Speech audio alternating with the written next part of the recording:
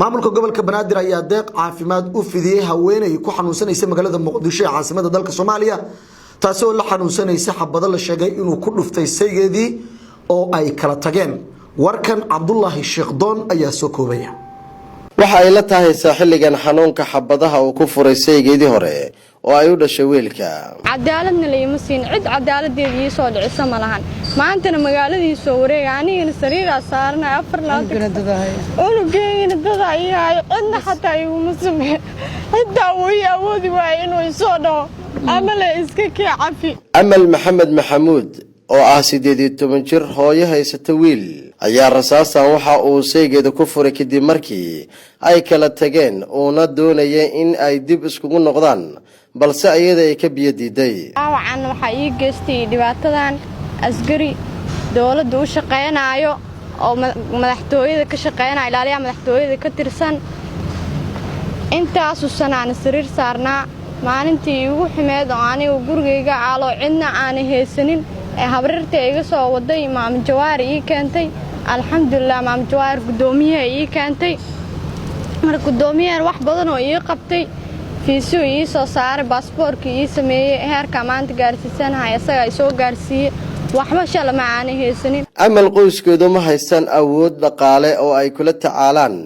xaaladeeda caafimaad maadaama aysan haysan dhaqaale ay kula tacaalaan gabadhooda reerkeygana waa iska duruufaysiin hooyo iyo noolo aabaheena waxa uu qabto malaha madaxana waa looga jiraa marka alxamdulillah hada heerka maanta gaarsiisanahay waxay soo gaarsiiyay gudoomiyaheena gudoomiye Ibrahim iyo Maam Jawaar ilaahay ajra siiyo wiilkeyga aabihiis waa waxsaan ii galay cadaaladna leeyma siin cid cadaaladeedii soo dhicisa ma lahan maantana magaaladiisa soo wareegay anigana sariira saarnaa 4 unugeeyna dad ayahay cidna xataa igu sameeyay xitaa way awoodi waay inuu soo dhaw amal iska cafi هاد وحو ما قبل الحمد لله واي انت شلا وبانا waxa ay qabta gudoomiyaha ajri ahsanaad Allah ka siiyo waa mahad celinaya amal kadib xanuunkeedii oo muddo 3 sano ay la jiiftay gurigeedii waxa caafimaad ama gargaar caafimaad u fidiyay maamulka gobolka Banaadir oo soo saaray deeqda fiisada caafimaad ee ku tagaysa dalka Turkiga ilaa gaaraysa $3,000 amal waa u jeedaan waa gabar yar oo runtii iftiinaha oo aad u qurux badan waxay dhashay hal caruur hal wiil haysataa ilmihii ugu horeeyay dhashay kadibna waxay dhaxal u yeelatay u heshay nasiib darada ku dhacda ay tahay inay maaragtay ay naafo ku noqoto xabadihii u geystay wiilka ay dhashay aabihiis ayaa dhibaatadan u geystay wiilkaaga aabihii markuu ku dilo way ka xanuun badan tahay wax walba oo kugu dhacaya marka amal waxaan marka halkaan la keenay aan la wadaagay si naxariis lan uga jawaabay gudoomiyaheena gudoomiye Ibrahim mahadalla oo ah gudoomiyaha ku xigeenka maamulka iyo maaliyadda gobolka Banaadir runtii hadafka iyo siyaasadda iyo maamulka gobolka uu gudoomiye Umar Maxamuud Maxamed Umar Finish uu madaxda u yahay dhamaanteemba waajibkana saaran waxay tahay u adeegida ka warqabka in loo dhawaado bulshada amal waxa la u keenay gobolka Banaadir xilli aan ahaa siihayaha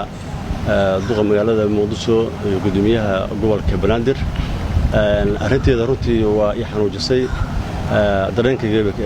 ayay kicisay waxaan qaatay go'aan in amal wixii aan la qaban karo Soomaali ahaan aan caawiyo aan la qabto amal ilaahay waa noo guuleeyay waxaan u sameynay wixii qof bini'aadan oo u baahnaa oo caafimaad ah dalka dibadiisa looga qaadi lahaa baasaboorkeedii iyo fiisaheedii iyo tigidhkeedii waa diyaarinay amal runtii waxa ay keentay oo mudan inaan xuso Maam Jawaar Barqab oo ah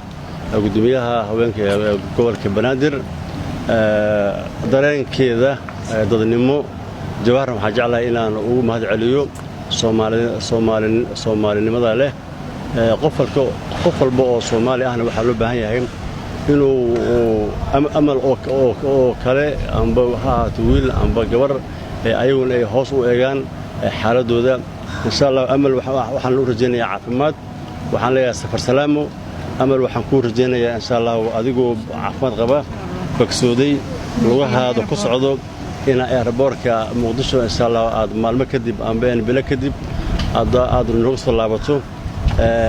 in dhaawacan ku gaaro waa wax uu ilaahay ku qoray oo insha Allah laakiin waxaan rajaynaynaa inaad ka bogsato gabar yar baa tahay oo waxa soo koraya uma qalantid waxa runtii hadda ma taacno oo kugu dhacay sanadkii 2018 ayay ahayd markii dhacdadan qabsatay Amal